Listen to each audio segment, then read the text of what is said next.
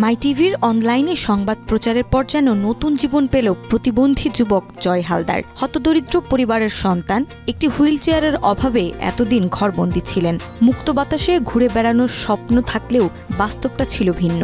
তবে সেই চিত্র বদলে গেল মাই টিভির অনলাইনে সংবাদ প্রচারের পর।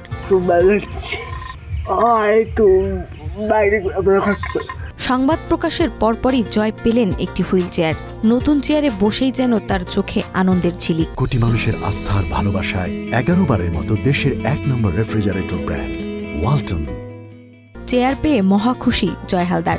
সন্তানের খুশিতে আত্মহারা তার বাবা মাও। আমার ছেলেকে আজকে একটা হুইল চেয়ার দিয়ে নতুন একটা জীবন দান করছে। গোপালগঞ্জের কোটালীপাড়া উপজেলার রামশীল ইউনিয়নের পশ্চিম রাজাপুর গ্রামের প্রতিভাবান যুবক জয় হালদার, যার নেই কোনো প্রাতিষ্ঠানিক কোনো শিক্ষা, অথচ সেই 2 পায়ের আঙুলের মাধ্যমে মোবাইলে যাবতীয় কাজকর্ম করে। এমনকি বিকাশ নগদ হ্যাক হয়ে গেলে হ্যাকারদের কবল থেকে সেটিও উদ্ধার করতে পারে সে। প্রতিভাবান এই প্রতিবন্ধী যুবক জয় হালদারকে নিয়ে মাই টিভিতে একটি প্রতিবেদন প্রচারিত হয়েছিল।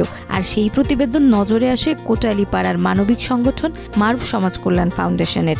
মাই টিভির চ্যানেলের একটা সংবাদে প্রতিবেদনে আমি শুনতে পাই যে রাজাপুর এখানে একটা বিশেষ চাহিদা সম্পন্ন শিশু আছে, যার চলাফেরার জন্য একটা হুইল চেয়ার দরকার।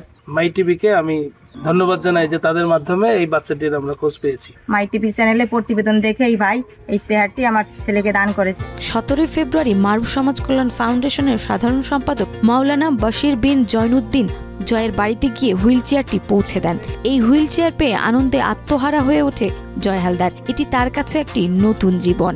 আমি প্রতিবেদন পেয়ে আমার মারুফ সমাজ কল্যাণ ফাউন্ডেশনের চেয়ারম্যান মোহাম্মদ লাবলু শেখের কাছে আমি বলি, এবং সে এই বিশেষ চাহিদা সম্পন্ন বাচ্চাটিকে একটা হুইল চেয়ার, চলাফেরার জন্য হুইল চেয়ার দেয়।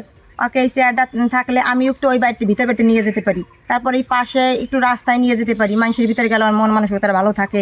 চেয়ারটা হচ্ছে তার পা দিয়ে হাঁটতে পারে না, তাই পা দিয়ে গেল আমাকে আজকে হুজুর বশিরউদ্দিন ভাই।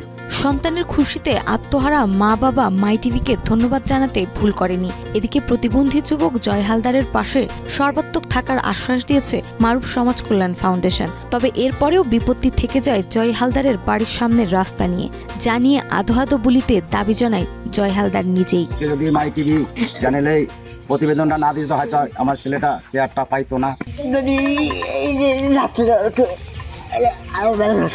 স্থানীয় সরকারের সহযোগিতায় তৈরি হোক জয় হালদারের বাড়ির সামনের রাস্তা। দীপ্ত গতিতে এগিয়ে চলুক এই প্রতিভাবান যুবক, এমনটাই প্রত্যাশা সকলের।